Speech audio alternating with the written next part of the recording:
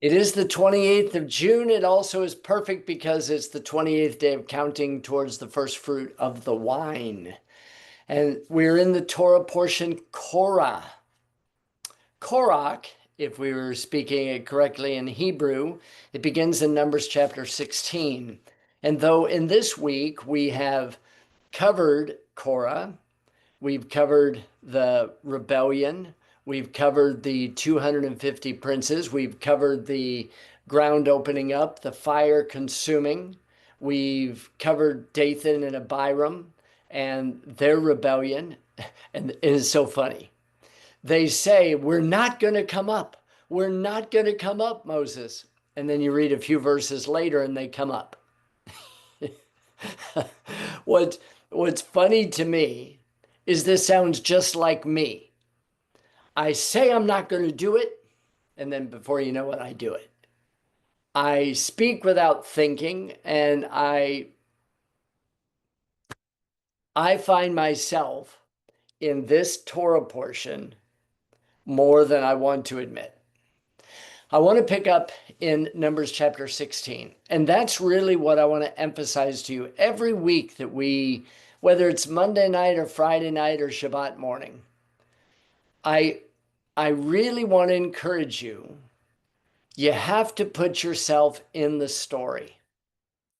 I remember I was re-emphasizing this to you in the story of Jacob and Esau and how important it is to put myself in the position of Esau, the mindset of Esau. What was the mindset of Jacob? What was the mindset of Isaac and Rebekah?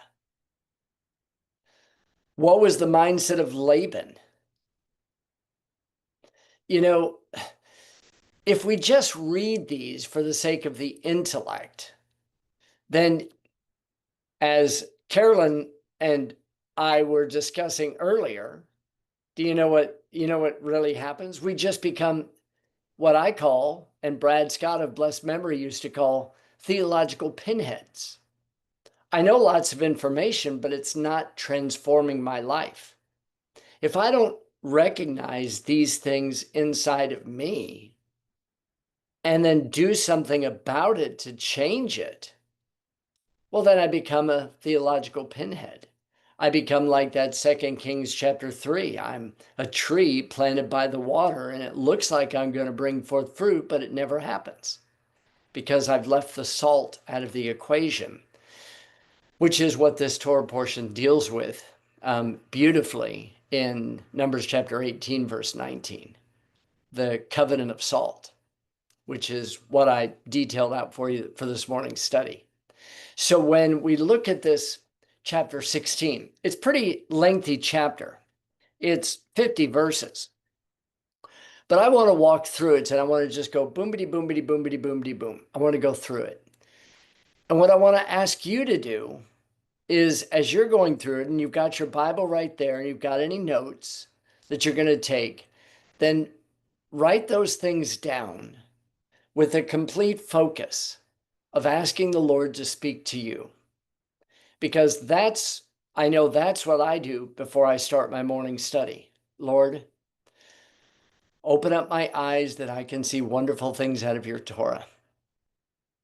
So that if I can see it in your book, then I can trust it to know it's true. And then I can see these areas in my life that I need to adjust. I need to change. I need to do that. Because if I'm not changing for the better, I am changing for the worse. There's no such thing as remaining neutral. As I mentioned last night, one of the greatest challenges that we face is whenever life deals you a significant blow. A blow to your ego, a blow to your emotions, a blow to your the physical surroundings, your environment. There's a root of bitterness that springs up or actually goes down. And it needs to be uprooted and needs to be removed. And that root of bitterness, okay, for whatever the reason is, and the reason that we get roots of bitterness is because we think that life has dealt us a bad hand. And the way that bitterness shows up is in the behavior of Korah and in the behavior of Dathan and Abiram and On. It shows up like that and in the 250 princes. Let me show you. Now, Korah, the son of Ishar, the son of Kohath, the son of Levi, and Dathan and Abiram, the sons of Eliab, and On, the son of Peleth, sons of Reuben, took men. Now, picture in your mind the tabernacle. The tabernacle had an east, it had a west, it had a north, and it had a south. Now, the Kohathites were on the south side, and the Reubenites were the closest tribe to the tabernacle on the south side. So Kohathites, Kohath, Korah, and the Reubenites, they were like in communication with each other. And that's why they so easily went into cahoots with one another. That's why they were so easily influenced by one another. You know, I've emphasized to you over the years, and I've literally emphasized this over the decades, because a mentor of mine of blessed memory would say, he said, Alan, show me your 5 closest friends and I'll show you who you're going to be in 5 years. Who are you getting your information from? Who are you imitating? Who are you living like? Who are you communicating with? Who are you consulting with? That's who you're going to become. When Korah, a guy who doesn't think that his calling is valid enough for carrying the ark, the altar, the lampstand, the incense altar, the table of showbread, the kepharet. I mean, really? That's not enough for you? What ends up happening when I feel like I've been dealt a bad hand of cards, as the expression in life goes, then if I don't like my hand, well, you can do one of 2 things. Well, don't play the game, or understand it's a game. It's not difficult, okay? Or just understand you'll probably win the next round, but you didn't win this. But see, we get bent out of shape.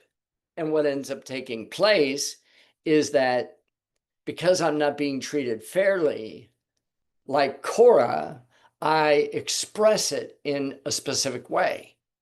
And I find the people that are closest to me who will listen to me. And that's my audience. So now Korah says he rises up before Moses with certain of the children of Israel, 250 princes of the assembly, famous in the congregation, men of renown. Now, this is important because what the Torah is telling us is it's saying these individuals, these 250 princes that are connected to the tribe of Reuben, who are the men of renown, who are closely associated with Korah and have the mindset of Korah, they all jump in the bandwagon together. And they are looked at in juxtaposition to Exodus chapter 18. In Exodus chapter 18, you may remember that's the story of Jethro. And Jethro said, Moses, if you keep doing what you're doing, you're going to kill yourself. You need to find individuals who have qualities A, B, C, and D. And these individuals are going to be leaders over hundreds, thousands, and hundreds, and fifties, and tens. Every person who you choose, who loves the Torah, who hates covetousness, and he lists all these wonderful things, fears God, these are going to be the individuals that we put over. What's interesting is that these men of renown very well could have been individuals that Moses chose back in Exodus chapter 18. But oh my, what a web we weave over time through our associations by the fact that these Reubenites, and remember, the Reubenites was the family that was disinherited. So they themselves have a beef with Moses. So because I didn't get what I wanted from you because of what I did, but I'm going to blame you, then they have no problem teaming up with Korah. Now, what Korah should have done is Korah should have gone straight to Moses and said, I'm really struggling with this. Can you help me? But he didn't. He went and he gathered up everybody who he thought would listen to his perspective, to his opinion. And he got them all together. And then the mob comes. They come to Moses.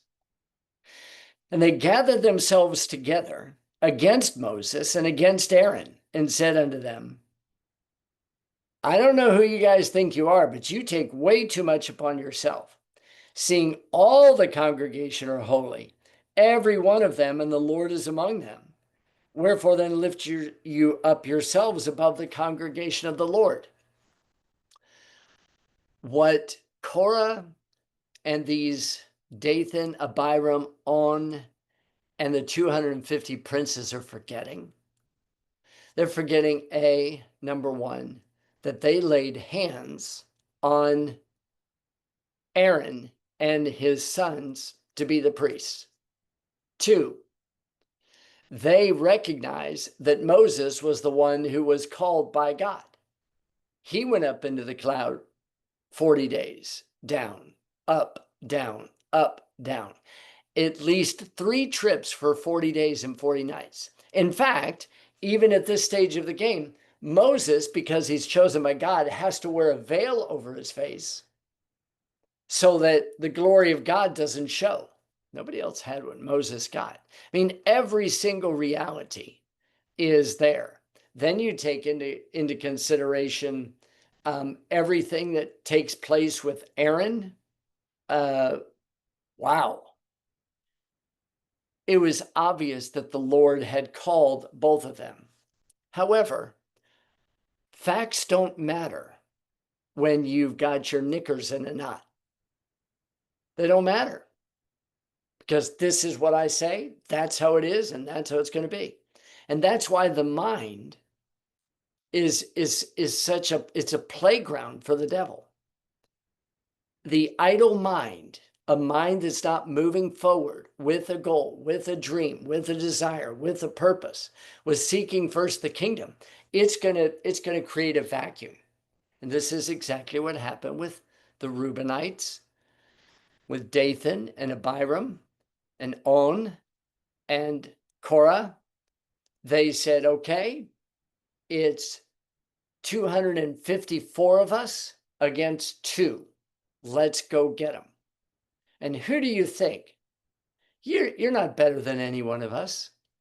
Well, if we go back at Exodus chapter 19, verses 3 through 6, we'll find out that God does call the entire nation to be holy, to be set apart. And they would be if they were obedient to do everything that God said. But obviously, this entire first generation said, we said we'll do it, but we didn't. You remember the story that Yeshua tells about a man who had 2 sons. He told the first son, would you do me a favor, take out the trash, sweep the floor? Would you do that for me? And he goes, got it, Dad. And he doesn't do it. He asked the second son, will you do it?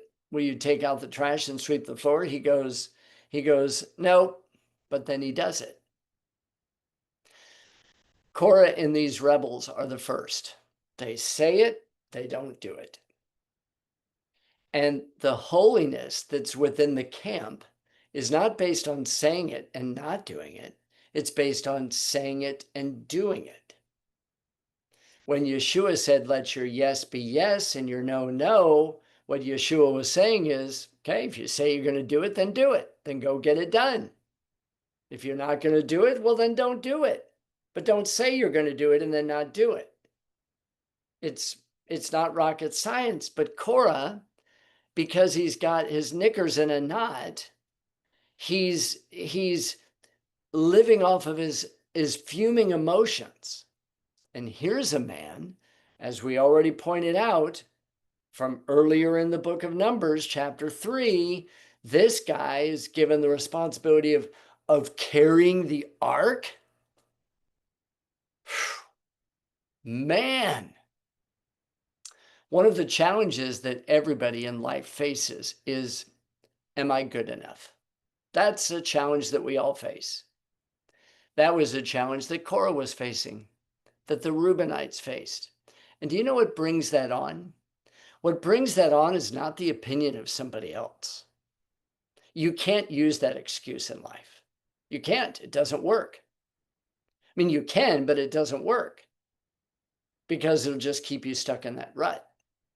What you have to do is you have to say, okay, right now I'm not feeling very confident in who I am, but I need to take action and I need to do the things that I need to do in order to be able to make the things happen that God's calling me to do.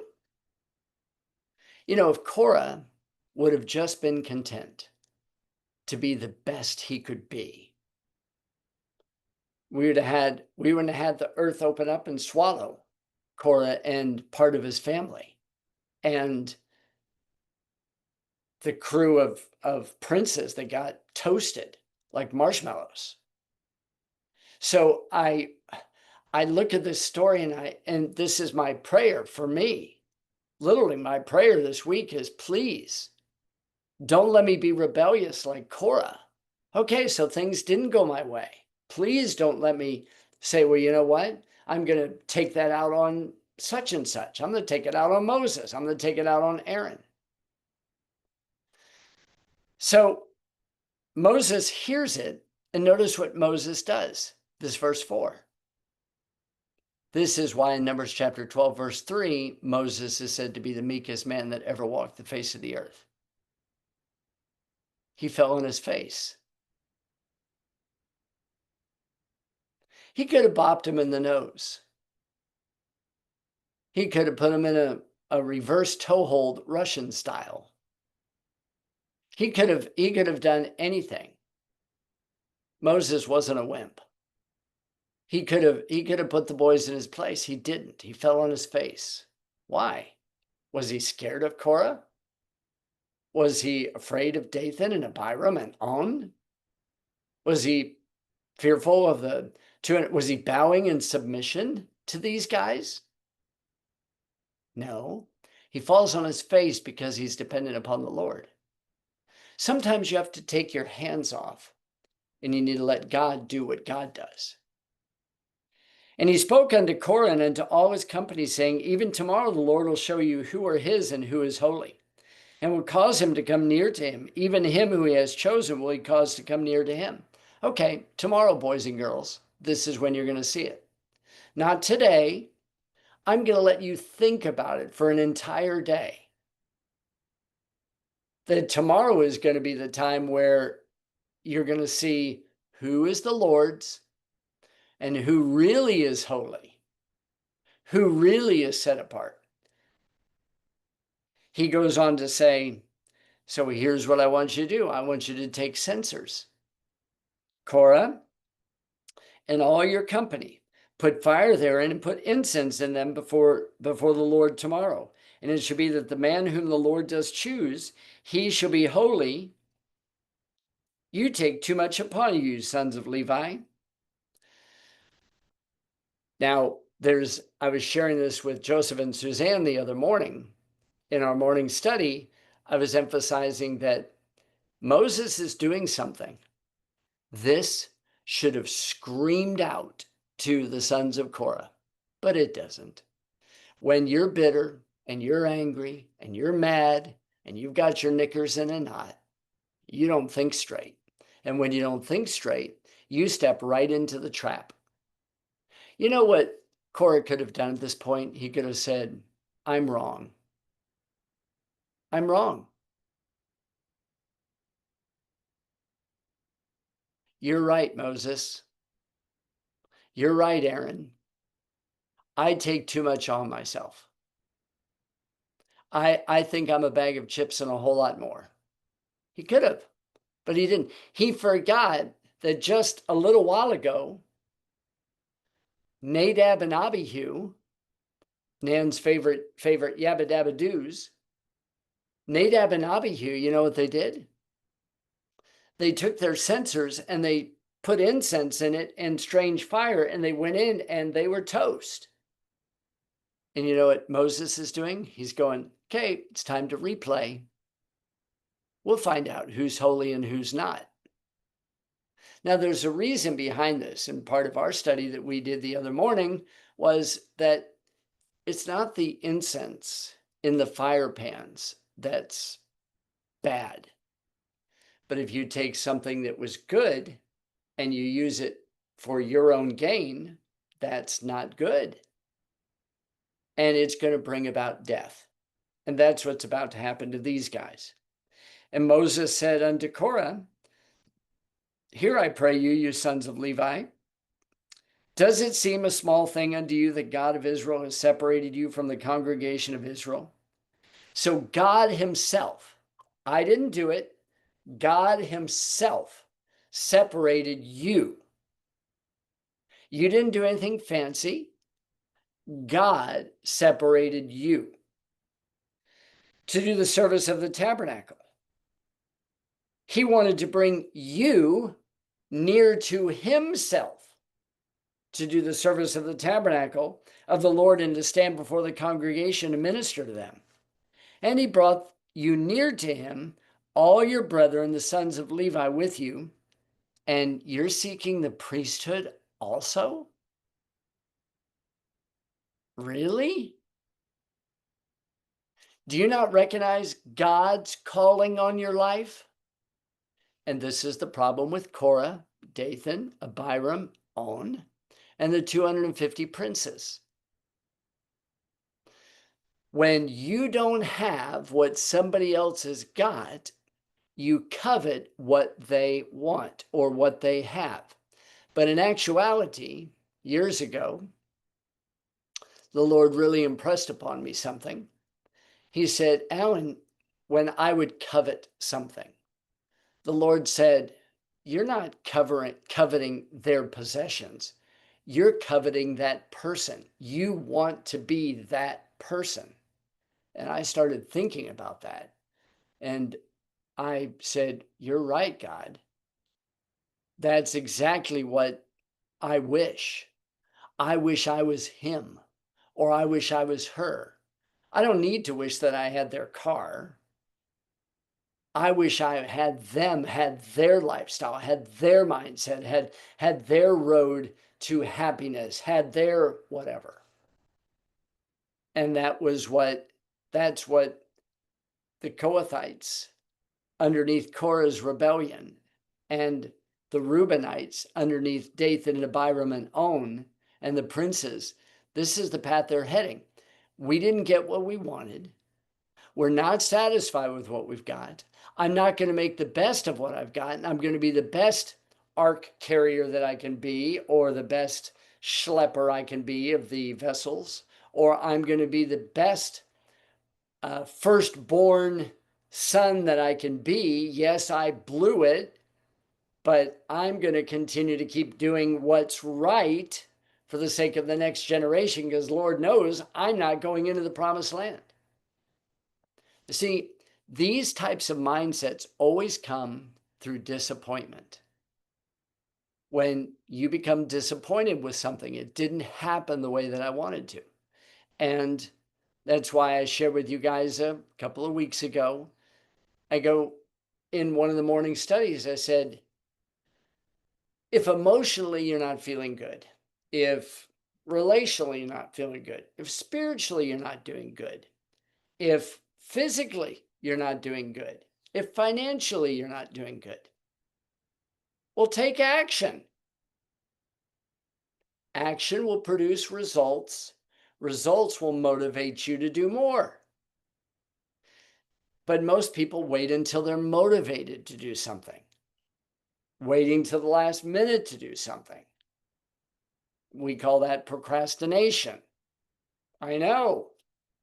I have been in times past the expert at it, putting off tomorrow what I should have done today.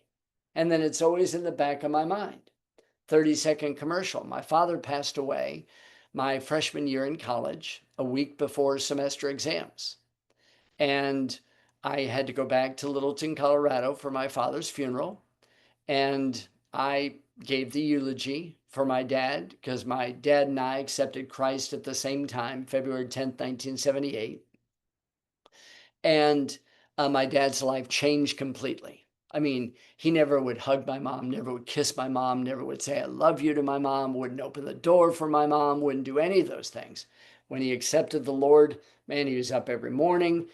He was up earlier than all of us. He had his Bible on the table. He didn't know what he was reading. He just was doing it. He would hug my mom, kiss my mom, love my mom, and then my mom kicked him out of the house. And you go, what? She didn't know how to handle love, real love, true, genuine, sincere love. She kicked him out.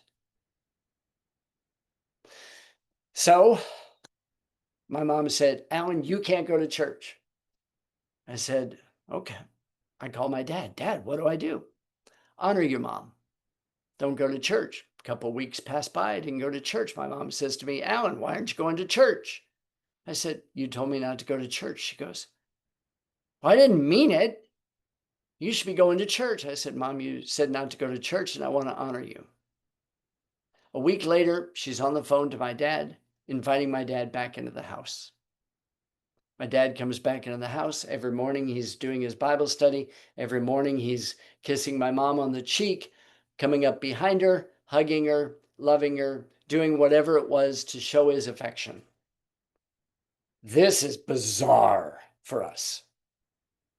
Bizarre, because I grew up in a home that was not huggy, not touchy, not kissy, not I love you, not you're special, not my family was very, very, very dysfunctional. Okay, 5 boys, all of us going in different directions, incredibly dysfunctional. I mean, very dysfunctional. If I told you half the stories, you'd go, that's one dysfunctional family.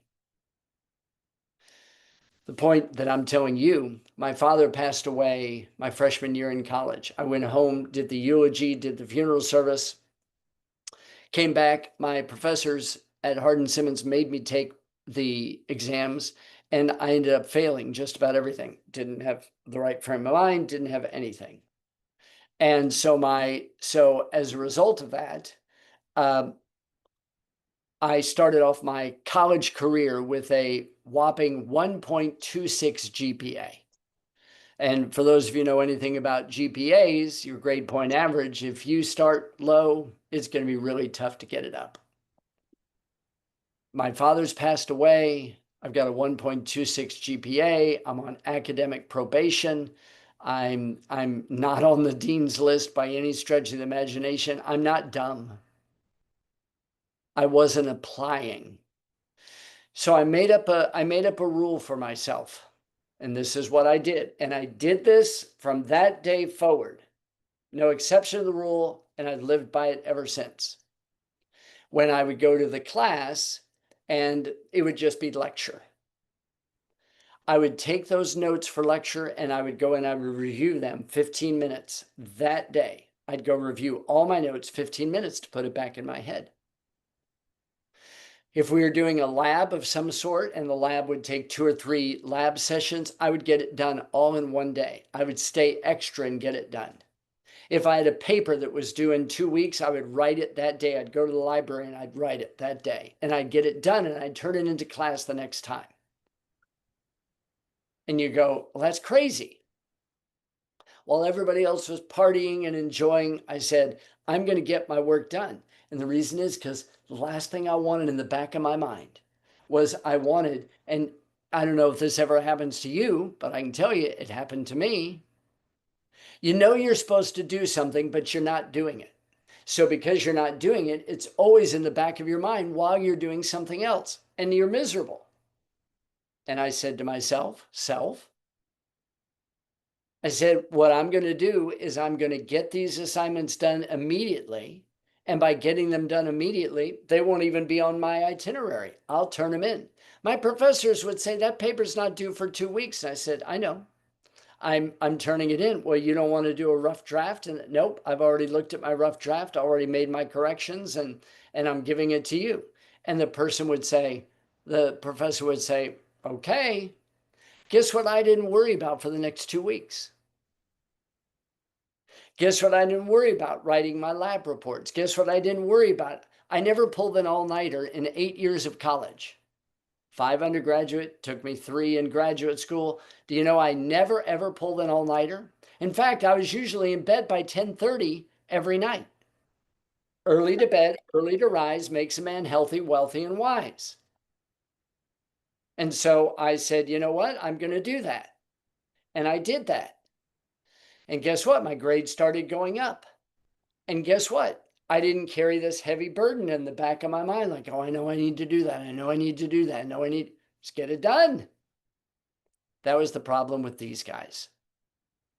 These guys in Numbers chapter 16, first of all, life didn't go the way that they wanted it to.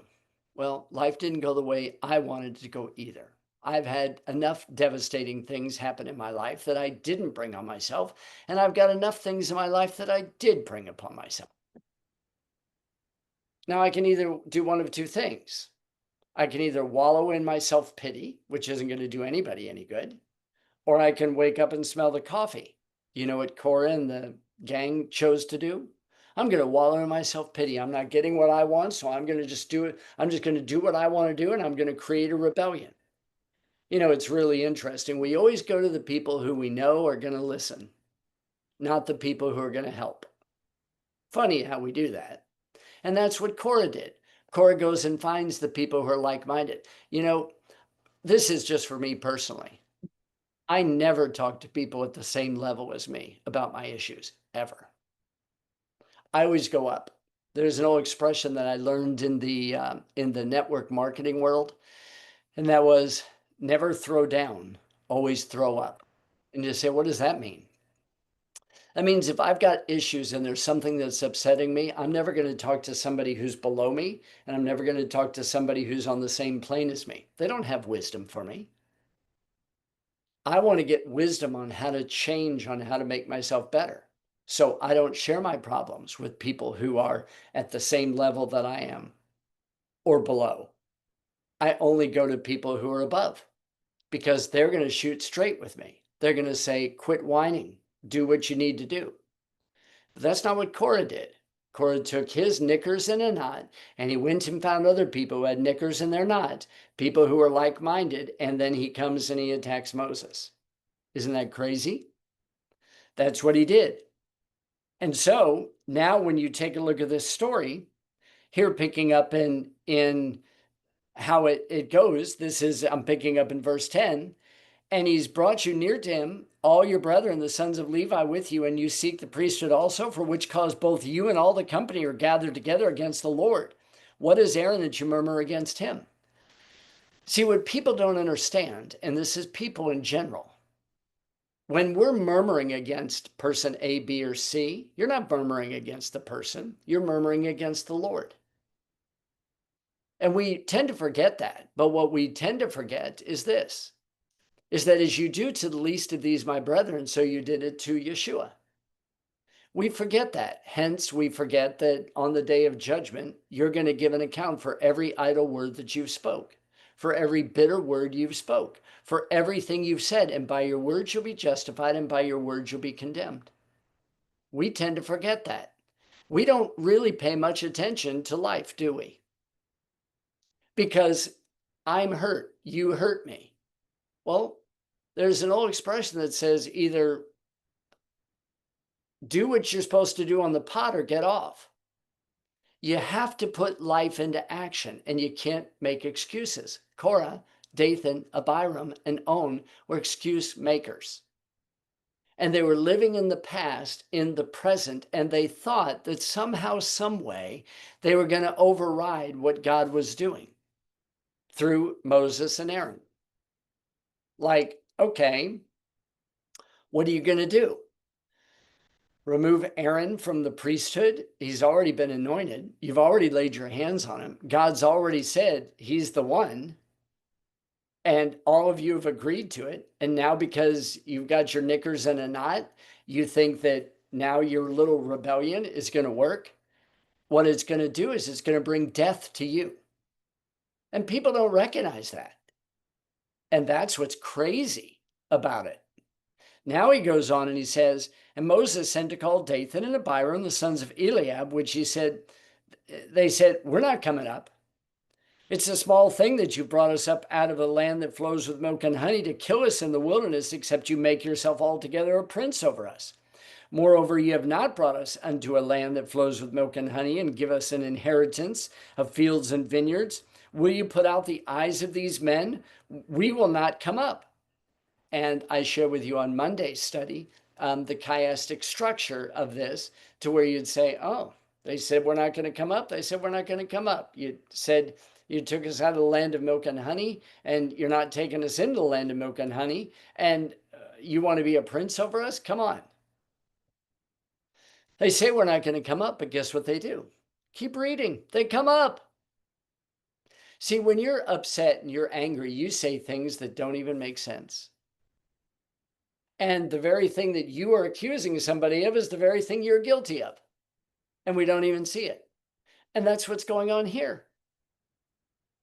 They're living out the Romans chapter 2, verses 1 through 4. It's just as plain as the nose on their face, but they can't see it because they're so upset. So he goes on and he says, and Moses was now ticked. And he said unto the Lord, respect not their offering. I haven't taken one ass from them, neither have I hurt them. I haven't done one thing to them. Don't honor anything that they do, God. That's a pretty powerful statement. But Moses knew who he was. Moses knew what he had done. And Moses knew what he hadn't done. So he says, don't honor anything of theirs. Moses said unto Korah, be thou and all your company before the Lord, you and they, and Aaron tomorrow. So all you boys show up. There's going to be a showdown at the OK Corral. And take every man his censer and put incense in them and bring you before the Lord, every man his censer, 250 censers. You also and Aaron, each of you his censer. And they took every man his censer and put fire in them and laid incense thereon and stood in the door of the tabernacle in the congregation with Moses and Aaron. What's really interesting to me is that here these guys are saying, okay, Moses, you're not qualified to be the leader. Aaron, you're not qualified to be the leader. Moses tells them what to do and they go and do it. I laugh. The Torah is that funny to me. It's that funny because I see myself.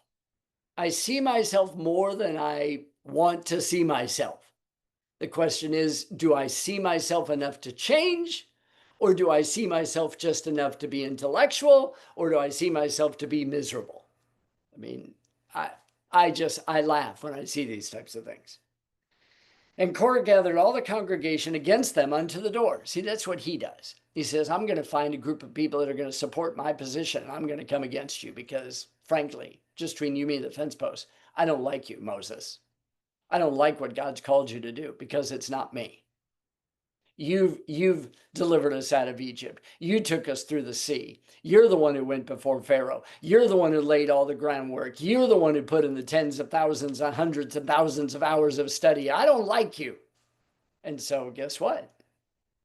He brings the whole congregation in front unto the door of the tabernacle. And the glory of the Lord appeared unto all the congregation. That had to be terrifying. Talk about showdown. And the Lord spoke unto Moses and unto Aaron, saying, separate yourselves from among this congregation, that I may consume them in a moment. Get away, boys and girls. Stay away from them. I'm fixing to take care of them. And they fell upon their faces and said, O God, the God of the spirits of all flesh, shall one man sin, and will you be wrath with all the congregation?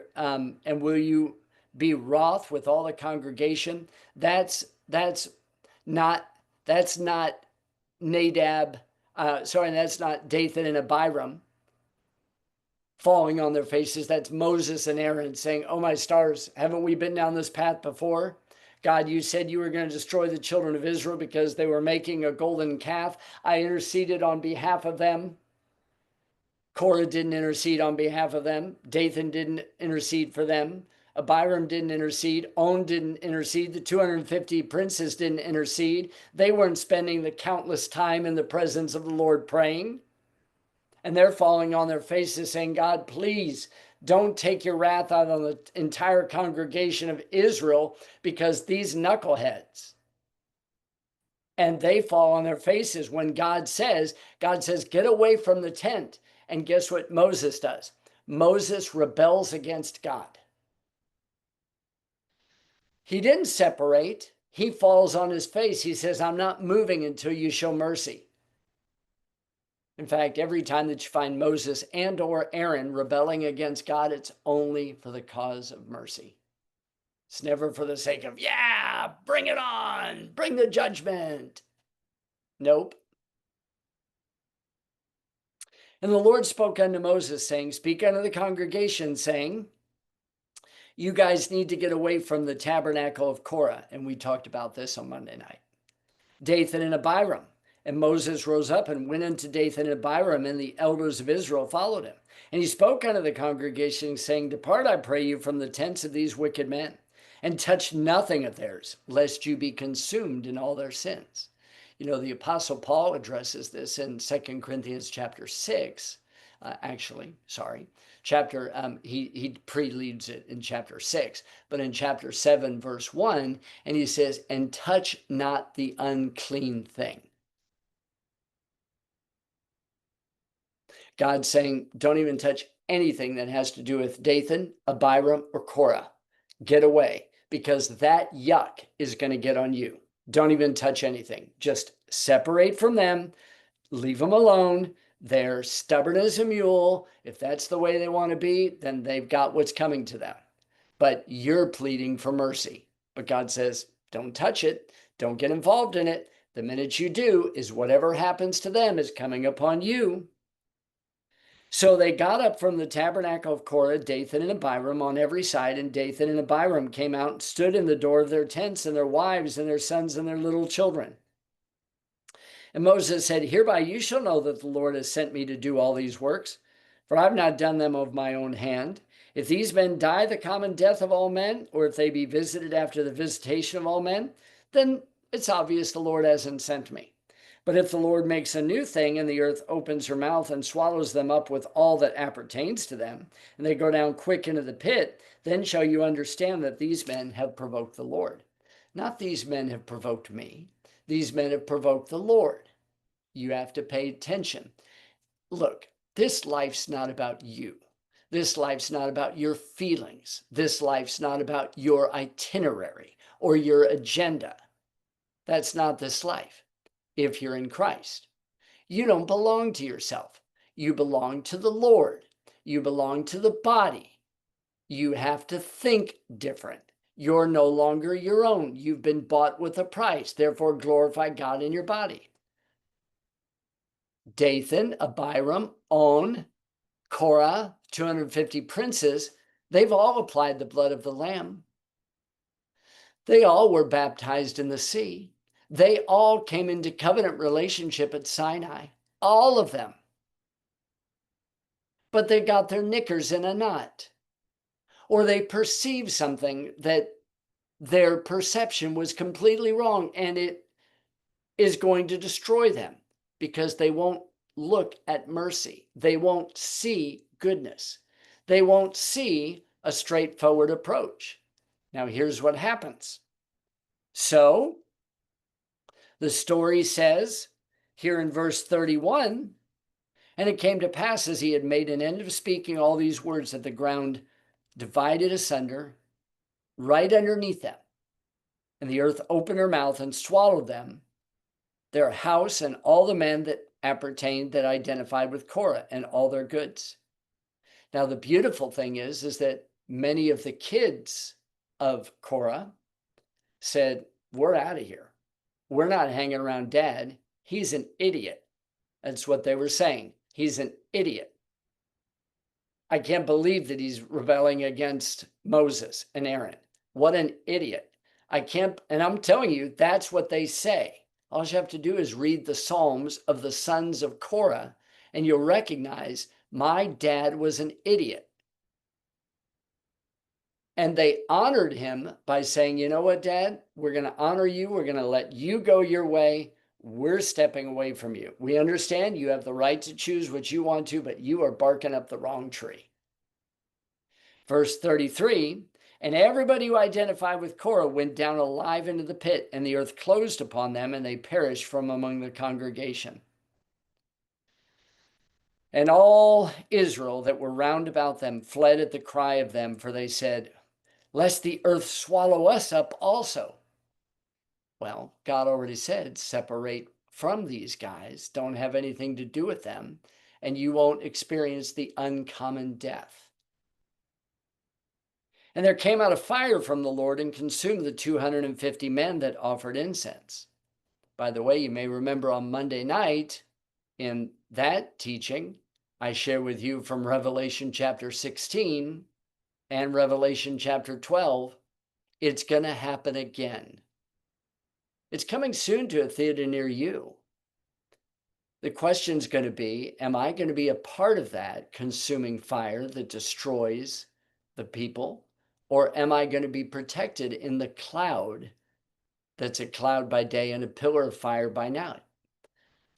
This isn't a game. This isn't, I'm going to do whatever it takes to get my will. This isn't a game. This is life. That's why these stories are here. As we had testified before we started the study, I recognize I've got growing to do. I'm going to make the choice to grow. It's not rocket science. It's just either poop or get off the pot. It's either do it or go somewhere else. If you don't like your teacher, go find somebody else. If you don't like your teacher, become the teacher. If you don't like the way something's written, then write it yourself. If you don't like the way it's taught, then go and study and you do the teaching. We got murmurers and complainers and whiners and you name it. We got Korahs everywhere. And we go from assembly to assembly to assembly to assembly to assembly, and I don't like this person because of this, and I like this. Either poop or get off the pot. I mean, do one of the two. Go be where you're supposed to be, but quit your whining and complaining. And that's what Korah and Dathan are about to teach us. And the people say, oh no, we better get away. If they would have just done what Moses said to do, by the Lord saying to do, they wouldn't have to worry. But now they're seeing it. And then the Lord spoke unto Moses, saying, verse 37, speak unto Eleazar, the son of Aaron the priest, that he take up the censers out of the burning and scatter you the fire yonder, for they are holy. The censers of these sinners against their own souls, lest they make them broad plates for a covering of the altar.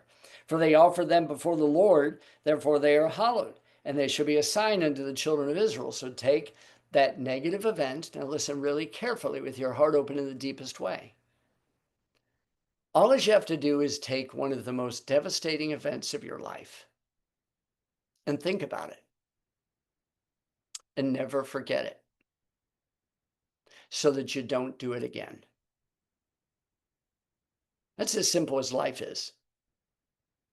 So I want you to take all of these censers, which were before the Lord, which are now holy, and I want you to melt them down, and I want you to do this with them so that the children of Israel never forget this moment, that I really have identified you. Do you remember back in our study in the book of Exodus, that the reason why God came down in the cloud was so that everybody would believe that the Lord spoke to Moses and that everybody would believe Moses forever? Isn't that strange? Now, in evangelical Christianity as a whole, Moses is like chopped liver.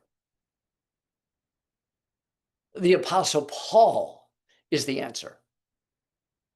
I'm going, whoa.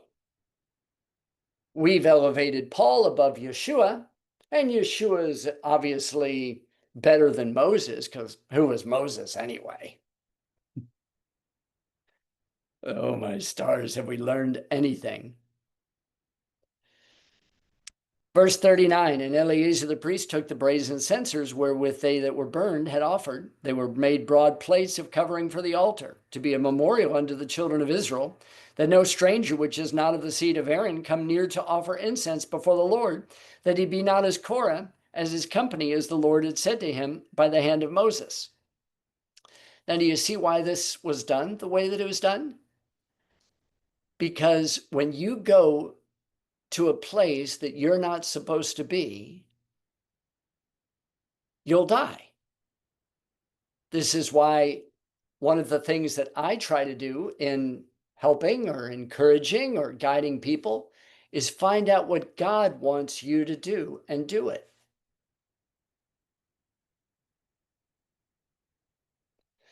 But this event was done so that nobody else would die, so that people would go, oh, wait a minute, that's not my call.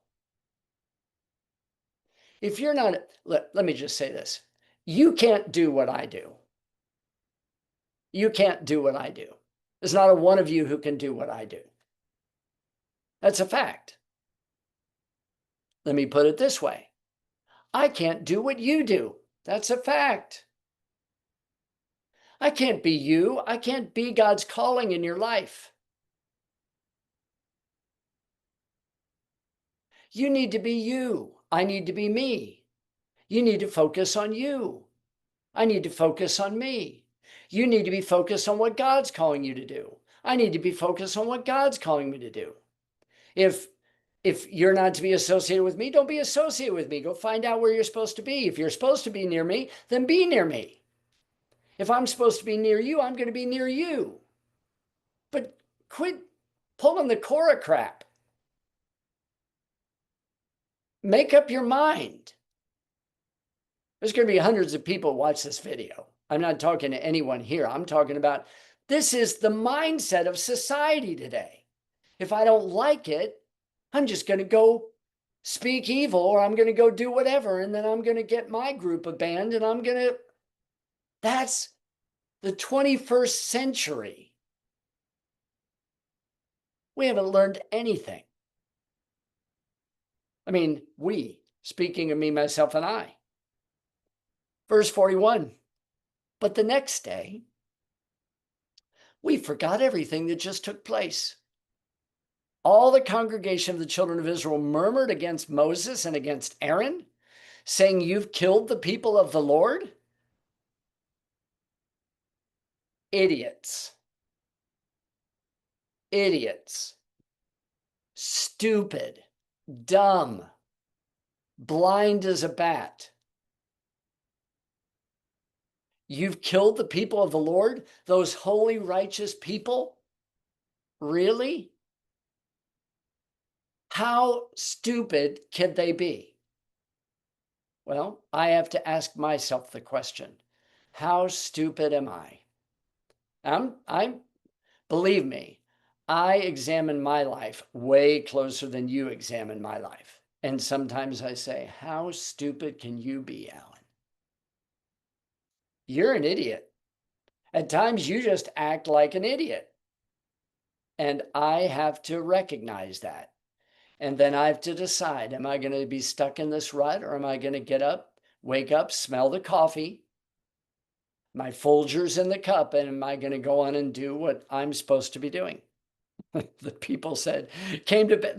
They murmur against Moses and Aaron when it was the Lord who opened up the ground and swallowed them, and the fire came. That was like Moses.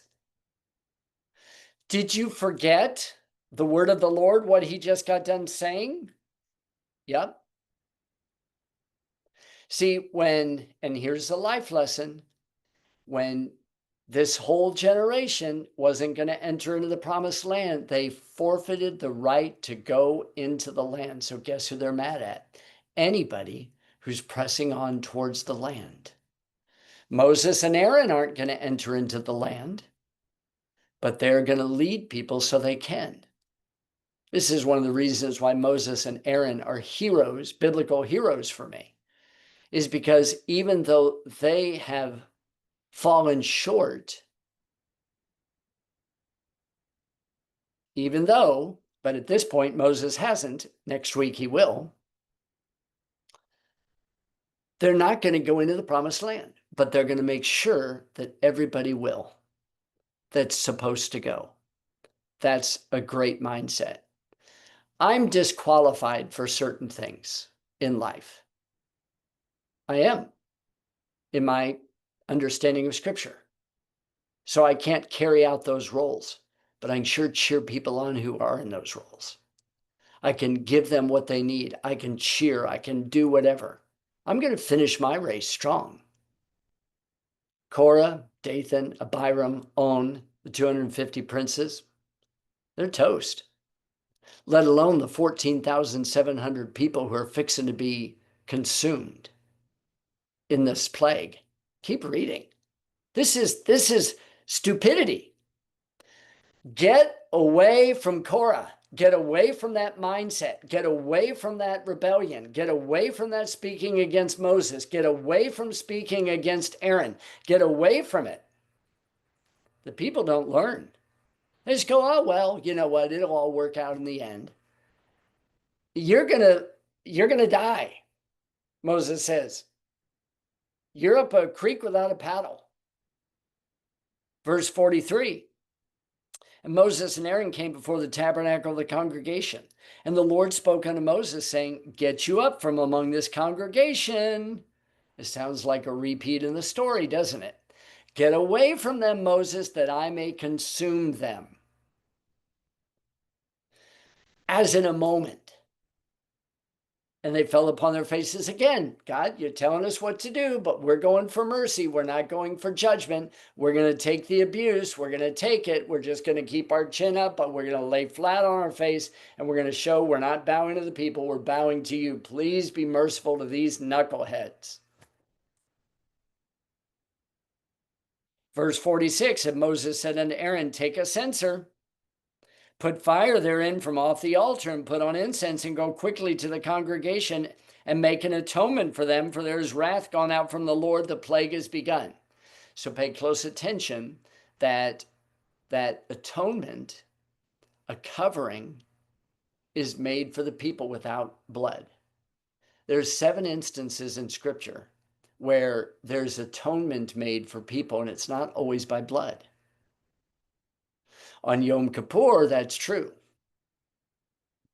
But other times, atonement is made through repentance. Atonement is made by, there's all kinds of ways. So put incense. Now, we just saw people who brought incense and they just got torched. Now here's a person who's taking incense and fire in his censer, and he's going to stop the plague.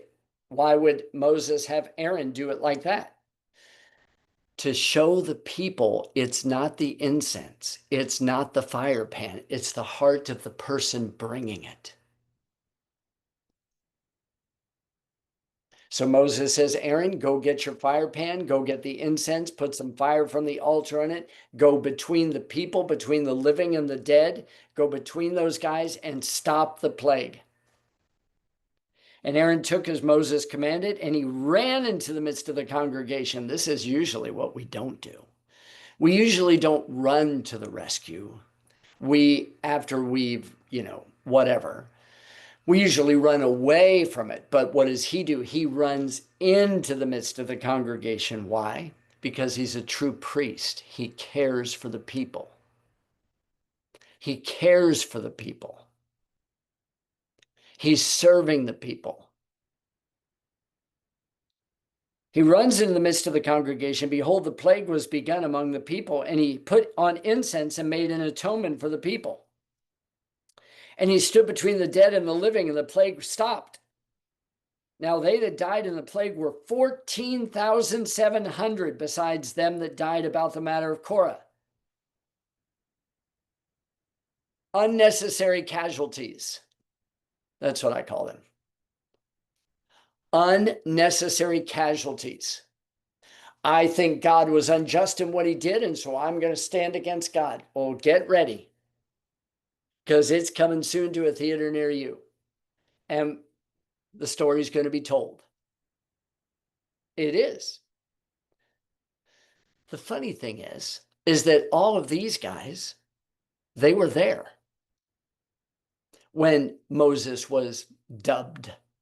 They were there when Aaron was dubbed. But because of their moody tooty, fresh and pooty mindset, they didn't see the obvious. And 14,700 died in the plague. Unnecessary. Why? Because of Korah, Dathan, Abiram, and On. 4 individuals. 4. Who started a plague.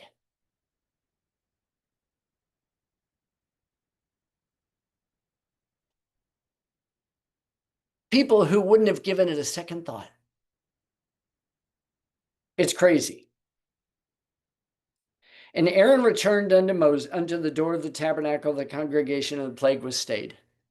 Now I want to take you over to chapter 18, because the title of this morning's study is about power and money. Power and money. And we're going to finish up with these thoughts.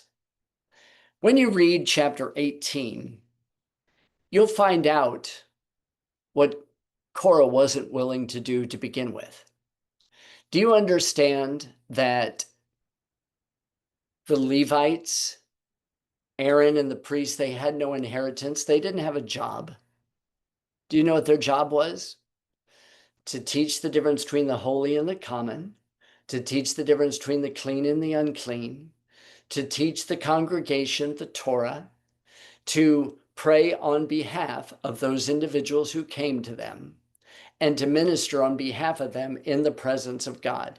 So they didn't have a 9-to-5 job. But if we were going to take a look at what Korah wanted, the job of the Levites, the job of Aaron, it takes a special calling to want that job. Let me tell you, people think, oh, that's easy. I told people years ago, the hardest job in the world, when it's done correct, is being a pastor, a leader, a teacher. That's the hardest job in the world. I can handle a 9-to-5 job. Go do your job. Get it done. Go home. Have a beer. Watch a game. Not when you're a Levite, not when you're a priest, not when you're being called to be kings and priests. No, no, no, no. They had no inheritance. Now, what's interesting is, see, we live in a society today where all of our tithe money goes to build bigger churches and gymnasiums and coffee shops and all kinds of things. Do you understand that all of the money, all of the tithe money went to the priests?